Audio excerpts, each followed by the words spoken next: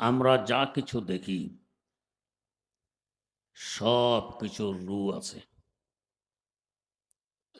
যদিও দেখি নির্জীব কিংবা জড় পদার্থ, রূহবিহীন কোনো মাখলুক নেই। সকল মাখলুক জিন্দা। কি দলিল, কি প্রমাণ?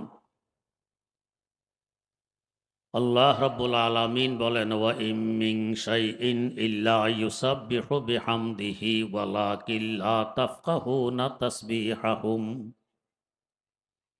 এমন কোনো বস্তু নেই যে আল্লাহর প্রশংসা সহকারে তাসবিতে রত না আছে, তবে তোমরা এদের তাসবিহ বোঝো না। দুর্বলতা আমাদের, তাসবিহ ওরা পড়ে। মুর্দার পক্ষে তো তাসবিহ পড়া সম্ভব নয়। তেমনিভাবে আল্লাহ পাক আরেক আয়াতে বলেন, ইউসাব্বিহু লাহু মা ফিস সামাওয়াতি ওয়া মা ফিল আরদ। আকাশসমূহে এবং জমিনে যা কিছু আছে সব কিছু তাসবিহতে রত। বোঝা গেছে জিন্দা। যেমন ধরুন মাটি, আমরা মনে করি রূহ নেই, দেখে না, শোনে না, বোঝে না। যদি তাই হয়, আজ থেকে প্রায় 1450 বছর আগে ইরাকে একটি যুদ্ধ সংগঠিত হয়েছিল, নাম জঙ্গে জামাল। এই যুদ্ধে শাহাদত বরণকারী দুজন সাহাবী 1958 সনে আশেপাশের লোকজনকে স্বপ্নে দেখাচ্ছেন, আমাদেরকে অন্যত্র নিয়ে পুনরায় দাফন করা হোক। মুফতিয়ানে কেরামের কাছে ব্যাখ্যা জানতে চাইলে তারা বললেন, কবরের চতুর্দিক খনন করে দেখা যাক, কি অসুবিধা। খনন করার পর দেখা গেল ফোরাত নদী থেকে মাটির নিচ দিয়ে ক্যানাল জারি হয়েছে, সেখান থেকে চুয়ে চুয়ে কবরে পানি আসতেছে। সিদ্ধান্ত হলো লাশ অন্যত্র নিয়ে পুনরায় দাফন করার। কবরগুলো যখন খোলা হলো, মনে হলো কান্নাহু দুফেনাল ইয়াউম, যেন আজকে দাফন করা হয়েছে। তরুতাজা লাশ, সামান্যতম পরিবর্তন ঘটেনি। মাটির তো স্বভাব, যা কিছু পায় হজম করে মাটি বানায় ফেলে। এই দুজন সাহাবীকে কেন হজম করলো না, কেন মাটি বানাইল না? মাটিও জিন্দা, সে বোঝে এরা কারা। এক তো এরা সাহাবী রাসূল, দ্বিতীয়ত শহীদ।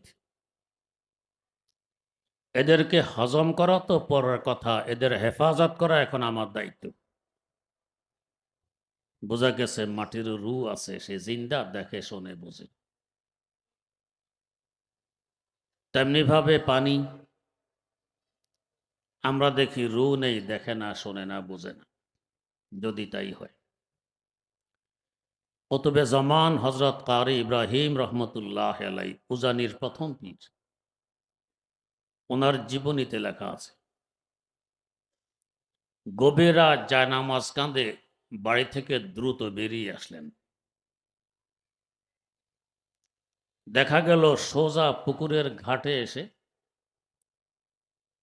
পানির উপর দিয়ে হাঁটতে হাঁটতে পুকুরের মধ্যখানে গিয়ে জায়নামাজ বিছিয়ে আল্লাহু আকবার বলে নামাজের নিয়ত বানলেন। ডুবতেছেন না। পানির তো বৈশিষ্ট্য, ওজনে কিছু পেলে ডুবিয়ে ফেলা, তাকে ডুবায় না কেন? পানিও চিনে উনিকে। ডুবানো তো পরের কথা, তার সংরক্ষণ আমার দায়িত্ব। এখানে একটি প্রাসঙ্গিক কথা, তিনি চাইলে তাহাজ্জুদ ঘরেও পড়তে পারতেন, চাইলে মসজিদেও পড়তে পারতেন, পানিতে আসলেন কেন?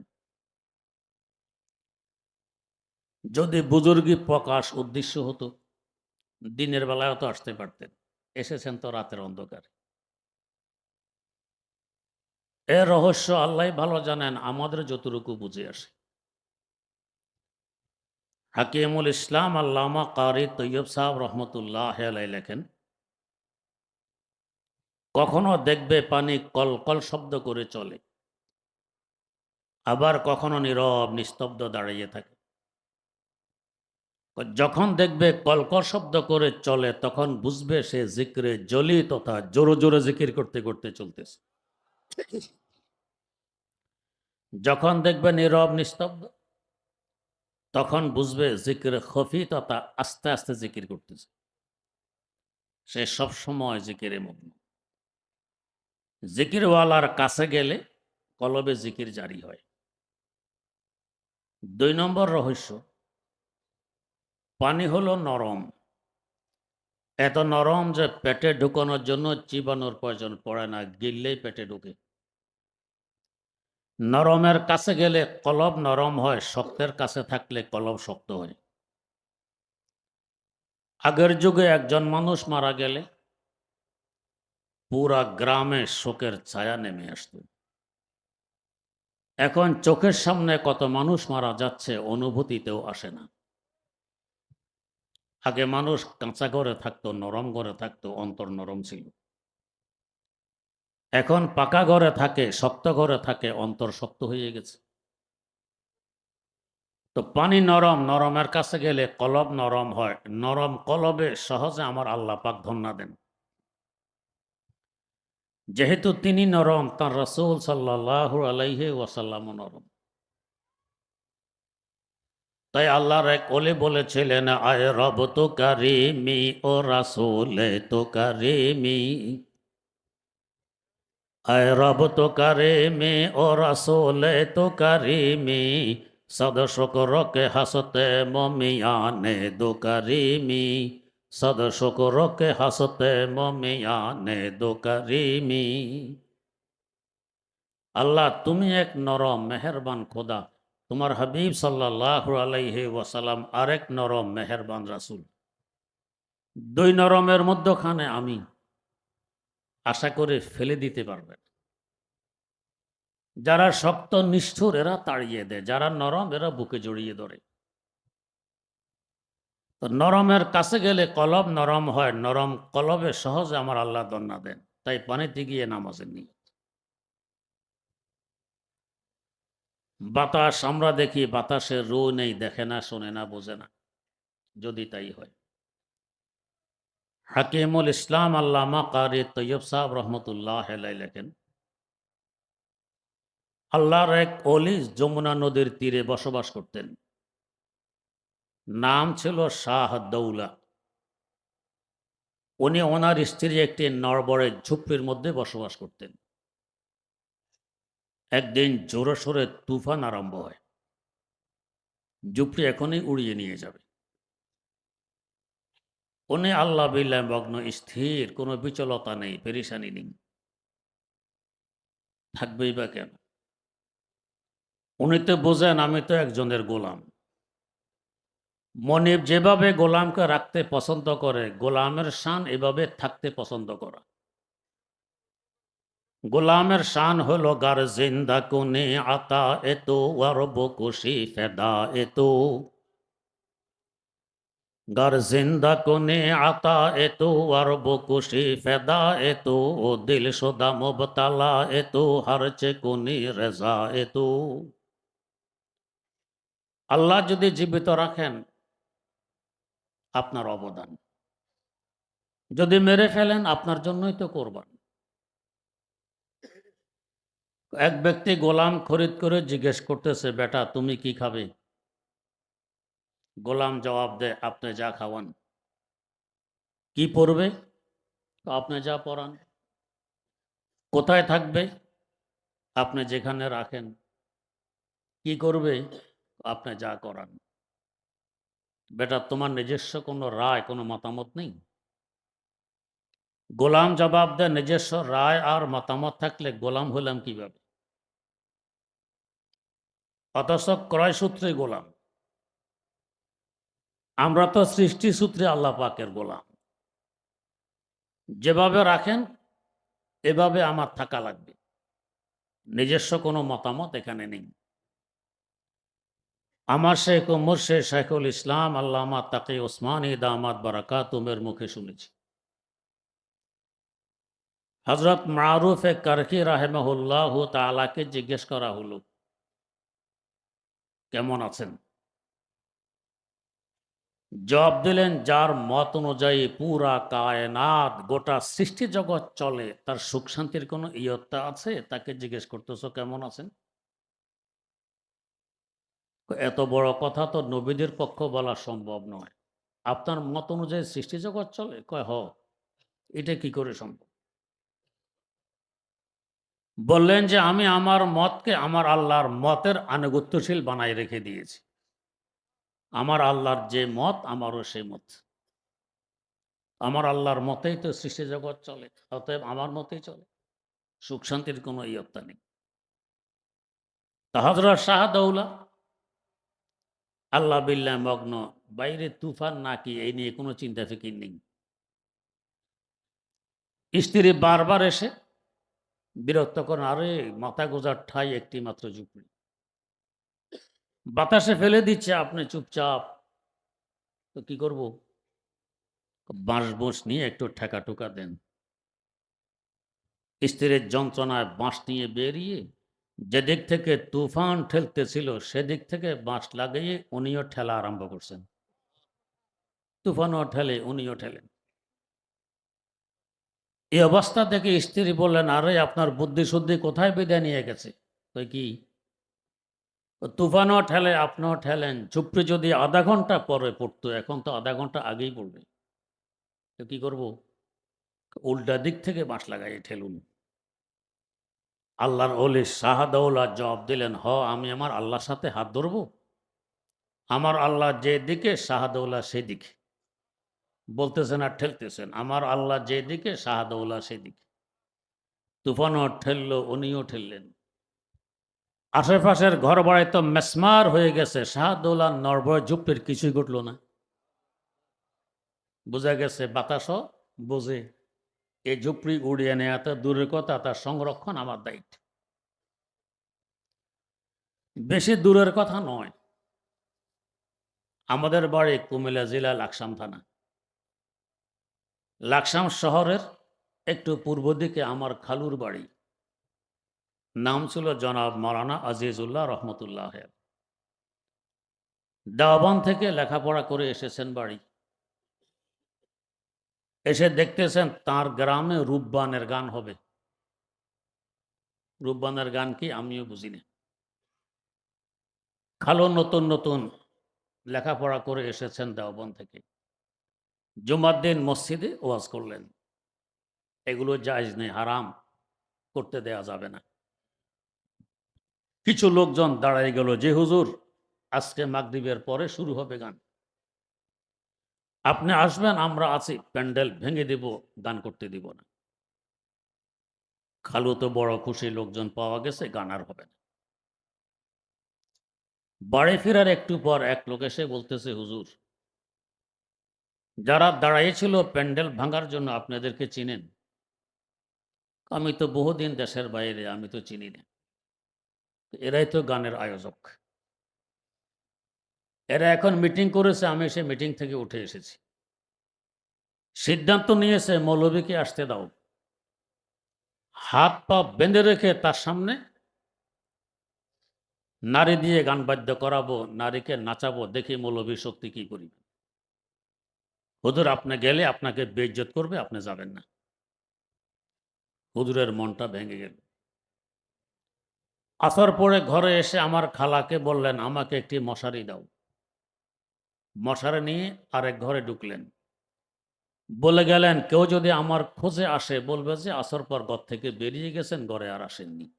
এই ঘরে যে আছি এটা বলবে না। ওই ঘরে ঢুকে দুয়ার জানালা বন্ধ করে দিলেন। এরপর কি করেছেন খালু জানেন, খালুর আল্লাহ জানেন। মাগরিবের পর ওরা তো অপেক্ষা, মৌলবী আসবে, হাত পা বেঁধে রেখে নারী নাচাবে, গান গাওয়াবে। মৌলবী তো আসতেছে না। লোক পাঠাইলো যে মৌলবীকে ডেকে নিয়ে আসো। লোক বাড়ি এসে আমার খালাকে জিজ্ঞেস করে, হুজুর কই? হুজুর তো আসরের পর বেরিয়ে গেছেন, ঘর থেকে আত্মঘরে ঢুকেন। কিছুক্ষণ অপেক্ষা করে যখন দেখে হুজুর নেই, তারা গান বাদ্য শুরু করে দেয়। মৌলবীর শক্তি কি পরিমাণ! এর মধ্যে ঘূর্ণিঝড় আরম্ভ হয়। এমন ঘূর্ণিঝড়, টিউবওয়েলকে মশায় ভেঙে উড়াই নিয়ে গেছে। মানুষের ঘরের চালের টিন যে উপরে উড়েছে, বিদ্যুৎ যখন চমকে তখন 15 কিলোমিটার দূর থেকে দেখা গেছে টিন আকাশে উঠতেছে। হালের বলদ নিয়ে পার্শ্ববর্তী গ্রামের তালগাছের আগায় তুলেছে। কবিতাও ছেপেছিল, জব্বর মিয়ার হালের বলদ তালগাছের আগায়। কেমন ঘূর্ণিঝড়! মেসমার হয়ে গেল পুরো এলাকা। পরের দিন আমার বড় ভাই দেখতে গেলেন, খালুর কি অবস্থা, খালার কি অবস্থা। ভাই বলেন, ওখানে গিয়ে দেখি সব সমান, ঘরবাড়ি কিছু নেই, মধ্যখানে একটি বাড়ি দেখা যায়। আল্লাহ জানে খালু খালার কি অবস্থা। ওই বাড়িতে উঠে গিয়ে দেখি এটাই আমার খালুর বাড়ি। আশেপাশে কয়েক মাইল ব্যাপী কেয়ামত বরপা হয়ে গেছে। এই বাড়ির একটা কলা গাছও ভাঙলো না, অথচ এইটা মধ্যখানে। বোঝা গেছে বাতাসও দেখে শুনে বোঝে যে এই বাড়িটা উড়ানো যাবে না, রু আছে, বাতাসও জিন্দে। তেমনি ভাবে আগুন, আগুনের রু নেই, দেখে না, শোনে না, বোঝে না। যদি তাই হয়, শাইখুল হাদিস আল্লামা জাকারিয়া রহমতুল্লাহ আলাই লিখেছেন তারিখে মাশায়েখে চিশত নামক কিতাবে, হজরত মুঈনুদ্দিন আজমেরি রহমতুল্লাহ আলাইহির পীর খাজা ওসমান হারুনি রহমতুল্লাহ আলাই কোথাও যাচ্ছেন, ওয়াজ নসিহত করবেন। পথিমধ্যে দেখতেছেন কিছু লোকজন আগুন জ্বালাইয়ে আগুনের পূজা করতেছে। কেউ রুকু করে, কেউ সেজদা করে, কেউ তওয়াফ করে। বুঝাইলেন, ভাইয়ারা, আগুন উপাস্য না, উপাস্য আগুনের সৃষ্টিকর্তা। এরা বলছে, আমাদের বাপদাদা 14 গোষ্ঠী আগুনের পূজা করে আসছে, তোমার একার কথা আমরা ছেড়ে দিব? তার মানে বহু বছর যাবৎ আগুনের পূজা করতেছ? যুগ যুগ থেকে। তাহলে এতদিনে তো আগুন তোমাদের উপর সদয় হয়ে যাওয়ার কথা। একটি আঙ্গুল আগুনের ভিতরে ঢুকাও, যদি দেখো আরাম লাগে, ঠিক আছে, পূজা করো, পূজা কাজে লেগে গেছে, পূজার বিনিময়ে আগুন তোমাদের উপর সদয় হয়ে গেছে, নিষেধ করব না। আর যদি দেখো আরামের পরিবর্তে গরম লাগে, জ্বলে যাচ্ছে, এই যুগ যুগের পূজা সব জ্বলে গেল, লাভ হইল না। এরা বলছে, তাহলে আপনি একটি আঙ্গুল ঢুকান, দেখি আপনার সৃষ্টিকর্তা আপনাকে রক্ষা করে কিনা। আল্লাহর ওলি বললেন, আঙ্গুল ঢুকাবো না নিজেই ঢুকে পড়বো? ঈমান কত মজবুত, কি আস্থা আমার আল্লাহর উপর। এই কথা বলে ঢুকে পড়লেন আগুনের ভিতরে। কিছুক্ষণ ঘুরে ফিরে বেরিয়ে আসলেন, একটা পশমও জ্বলল না।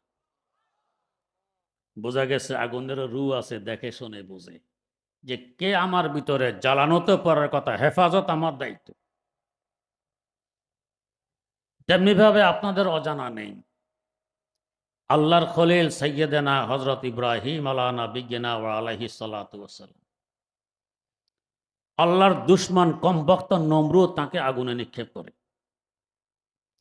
হজরত জিবরিল আমিন আলাইহিস সালাম আল্লাহ পাকের দরবারে গিয়ে বলেন, আল্লাহ, দুনিয়াতে একমাত্র মানুষ আপনার তৌহিদের পতাকাবাহী, আপনার খলিল ইব্রাহিম, তার সাথে আপনার দুশমন নমরুদের এই আচরণ, এটাকে সহ্য করা যায়? আল্লাহ একটু অনুমতি দিন, আগুনগুলো তুলে নিয়ে নমরুদের মাথায় ঢেলে দিই। আল্লাহ পাক বললেন, জিবরাইল, যার ব্যথায় ব্যতীত হয়ে আমার কাছে অনুমতি চাইতে এসেছো, তাকে গিয়ে একটু জিজ্ঞেস করে দেখো তিনি কি বলেন। নমরুদ আল্লাহর খলিলকে আগুনে ফেলে, আল্লাহ পাক অপেক্ষায় আছেন খলিল পরীক্ষায় পাশ করেন কি ফেল করেন। आग है औलाद इब्राहिम है नमरूद है, आग है औलाद इब्राहिम है नमरूद है, फिर किसी को क्या किसी का इम्तिहान मकसूद है। জিবরিল আমিন ছুটে আসলেন খলিলের কাছে। খলিল, একমাত্র তৌহিদের পতাকাবাহী মানুষ আপনি। আপনার সাথে আল্লাহর দুশমন নমরুদের এই আচরণ, এটাকে সহ্য করা যায়? একটু অনুমতি দিন, আগুনগুলো তুলে নিয়ে নমরুদের মাথায় ঢেলে দিস। এমন সুযোগ আমাদের সামনে আসলে কি বলতেন? হুজুর, আর দেরি করার কি কাজ, তাড়াতাড়ি কাজ সেরে ফেলুন, জগৎবাসী বুঝবে আমি যে বিশ্ব অলি, দুনিয়াবাসী টের পাবে আমি যে সুফি সম্রাট। বাস্তবে যারা অলি তারা লুকিয়ে থাকার চেষ্টা করেন, ডন্ডুরা পিটেন না, আমি সুফি সম্রাট। খলিল জবাব দিলেন, জিব্রাইল, যার কারণে আমাকে নমরুদের আগুনে আসতে হয়েছে তিনি দেখেন না আমার কি অবস্থা, আপনার কাছে সাহায্য চাইতে হবে কেন? বেখতর কূদে পড়া আতিশে নমরুদ মে ইশকো, बेखतर कूद पड़ा आतिश नमरूद में इश्को, अक्ल है महवे तमाशा ए लबे बाम अभी, पुख्ता होती है अगर मुसलहत अंदेश हो अक्लो, इश्क हो मुसलहत अंदेश अगर खाम अभी, इश्क फरमूदा इकासद से सुबगा में अमल, अकल समझी ही नहीं माना ए पैगाम अभी, अकल समझी ही नहीं माना ए पैगाम अभी। এষ্ট মহাব্বত আর প্রেম প্রীতিওয়ালারা যে কাজ যে কথা এখন বুঝে ফেলে, যুক্তির গোলামরা 100 বছর পরও এটা বুঝতে পারে না। খলিল পরীক্ষা পাশ করে গেলেন, হুকুম চলে আসলো, ইয়া নারু কোনে বারদাউ ওয়া সালামান আলা ইব্রাহিম, ও আগুন তুই ঠান্ডা হয়ে যা, তবে এত ঠান্ডা নয় যে আমার খলিলের কষ্ট হবে, আরামদায়ক ঠান্ডা। সাধারণ তাফসির গ্রন্থে তো এই কথাই লেখে, নমরুদের আগুনকে সম্বোধন করে আল্লাহ পাক বলেন, ও নমরুদের আগুন তুই ঠান্ডা হয়ে যা। শায়েখ আকবর ইবনুল আরবি রহমতুল্লাহ আলাইহি একজন ব্যতিক্রম ধর্মী আল্লাহর ওলি ছিলেন। তার রচিত একটি তাফসির গ্রন্থ আছে, দারুল উলুম করাচির কুতুবখানায় আমি পড়েছি। এই আয়াতের তাফসিরে তিনি বলেন, নমরুদের আগুনকে কেন বলতে হবে ও আগুন তুই ঠান্ডা হয়ে যা? আগুনের চোখ নেই, সে দেখে না তার ভিতরে কে? তাহলে কোন আগুনকে সম্বোধন করে আল্লাহ পাক বললেন, ও আগুন তুই ঠান্ডা হয়ে যা? এর রহস্য হলো, আশেক যখন নির্জনে যায়, প্রেমিক যখন নির্জনে যায়, তখন তার রগ রেশায় মন মানসিকতায় প্রেমাস্পদ ছাড়া আর কিছু থাকে না। আল্লাহর খলিল নমরুদের আগুনের ভিতরে কেমন নির্জন। আপনি অন্ধকার থেকে অন্ধকার কুঠুরিত যদি ঢুকুন, মশামাছি হইলেও তো আছে, একেবারে নির্জন হয় না। আগুনের ভিতরে পোকামাকড় নেই, মশামাছি নেই, কিছু নেই, একমাত্র আছে খলিল, আছে খলিলের আল্লাহ। তার মন মানসিকতা রগ রেশায় তখন আমার আল্লাহ ছাড়া আর কিছু আছে? এই সময় কি তিনি আগুনের ভিতরে না কিসের ভিতরে খবর থাকার কথা? এই মুহূর্তে তার এশকের আগুন, প্রেমের আগুন এমনভাবে দাউ দাউ করে জ্বলে উঠেছে। আল্লাহ পাক তার প্রেমের আগুনকে লক্ষ্য করে বললেন, ও আমার খলিলের প্রেমের আগুন তুই একটু ঠান্ডা হয়ে যা। তার প্রেমের আগুনকে ওই দিন আদেশ দিয়ে লাগাম না লাগাইলে তার প্রেমের আগুনে পুরা জগৎবাসীকে প্রেমিক বানাইয়ে জ্বালিয়ে পুড়িয়ে বর্ষ বানাই দিত। এশক ফরমুদা ইকাসদ সে সুবগা মে আমল, इश्क फरमूदा इकासद से सुबगा में अमल, अकल समझी ही नहीं माना ए पैगाम अभी। 40 দিন রইলেন নমরুদের আগুনে, একটা পশমের আগাও তো জ্বলল না। আগুনও দেখে শুনে বুঝে আমার ভিতরে কি জীবন আছে। পাথর জড় পদার্থ, দেখে না, শোনে না, বোঝে না, রু নেই, জীবন নেই। যদি তাই হয়, আরে বিল্লাহ আল্লামা জালালউদ্দিন রুমি রহমতুল্লাহ আলাইহি মুসনদ শরীফে লিখেছেন, একদিন আবু জাহালে মলউন 6টি পাথরের টুকরা মুঠের ভিতরে লুকিয়ে দরবারে নবুয়তে উপস্থিত হয়। উপস্থিত হয়ে বলছে, বাতিজা, তুমি তো আমাদেরকে আকাশের উপরের এবং জমিনের নিচের কথাবার্তা শোনাও, যা আমরা দেখি না তাই বিশ্বাসও করি না। আমার মুঠের ভিতরে কিছু বস্তু লুকিয়ে আছে, এগুলো আকাশের উপরেও নয়, জমিনের নিচেও নয়, তোমার সামনে মুঠের ভিতরে। যদি বলতে পারো এগুলো কি, বুঝবো তুমি সত্য নবী। गुफ्ते चूखा ही बगोयम कांच हास्त या बगोयन आके माहक की मोरास्त। নবী করিম সাল্লাল্লাহু আলাইহি ওয়াসাল্লাম বলেন, চাচা আমি যদি বলতে পারি আপনার মুঠের ভিতরে কি লুকিয়ে আছে, বুঝবেন আমি সত্য নবী। আপনার মুঠের ভিতরে লুকায়িত বস্তুগুলো যদি সাক্ষী দিয়ে দেয় যে আমি সত্য নবী, তাহলে গুফতে বু জাহালি দুয়াম না দের তরাস্তে গুফতে আরে হক আজা কাদের তরাস্ত। আবু জাহাল বলছে, বাতিজা বলো কি, তোমার তো বাকশক্তি আছে, কথা বলতে পারো। আমার মুঠের ভিতরে এমন কিছু বস্তু লুকিয়ে আছে, এগুলোর বাকশক্তি নেই, কথা বলতে পারে না। আবু জাহাল একথা বুঝতে সক্ষম হলো না। আমাদের মুখের ভিতরে এক টুকরা গোশত, যাকে জিহ্বা বলা হয়, নাড়া মারলে কথা বেরিয়ে আসে। যে আল্লাহ গোশতের টুকরায় কথা বলার শক্তি দিতে পারেন, এই আল্লাহ পাথরের টুকরায় কথা বলার শক্তি দিতে পারেন না? এর মধ্যে মুঠের ভিতরে পাথরগুলো নড়াচড়া আরম্ভ করে দিয়েছে, পাশাপাশি কথাও শুরু করে দিয়েছে। কি কথা?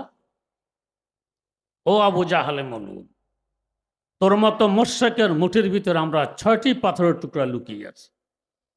গুফতে শশ পারা হাজার দর দস্তে তুস্তে বিষ্ণু আজহার একটু তাসবিহে দুরুস্ত। তোর ভাতিজা সত্য নবী কি অসত্য নবী, সাক্ষী শুনবি? গুফত ইল্লাল্লাহ গুফত গাওহারে আহমদ রাসূলুল্লাহ সুফ।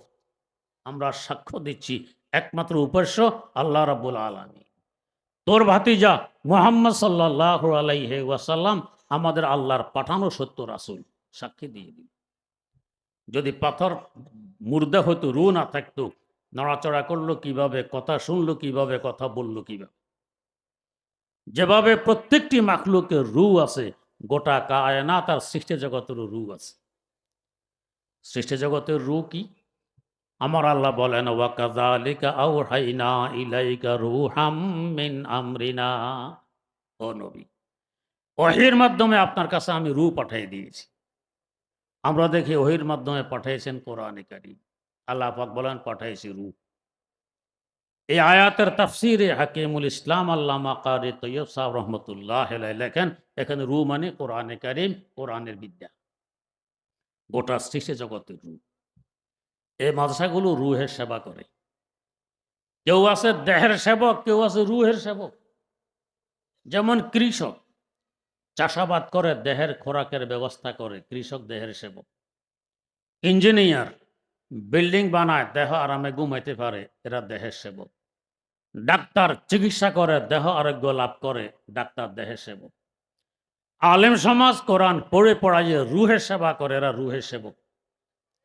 দেহের তুলনায় রুহের মূল্য যে পরিমাণ বেশি, দেহের সেবকের তুলনায় রুহের সেবকের মূল্য এই পরিমাণ বেশি।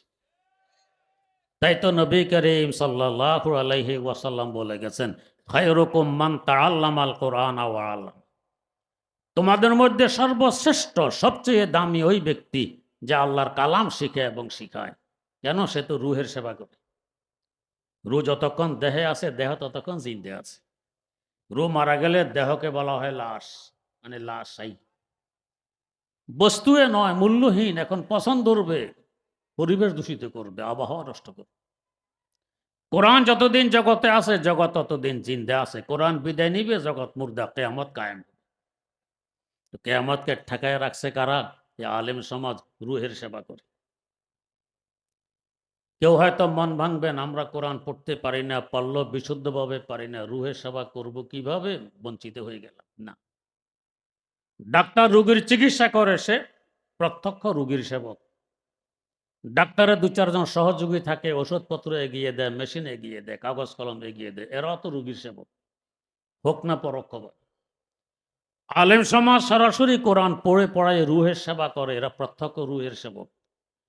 আমরা যদি তার সহযোগী হতে পারি, রুহের সেবার কেন্দ্র মাদ্রাসার সহযোগী হতে পারে, আমরাও তো রুহের সেবক হতে পারবো। হই না পরোক্ষভাবে আমরাও রুহের সেবক। আল্লাহ রাব্বুল আলামিন আমাদের সকলকে রুহের সেবক হওয়ার তৌফিক দান করুন। সুবহানাল্লাহি ওয়া বিহামদি, সুবহানাকাল্লাহুম্মা ওয়া বিহামদিক, আশহাদু আল্লা ইলাহা ইল্লা আনতা আস্তাগফিরুকা ওয়া আতুবু ইলাইক।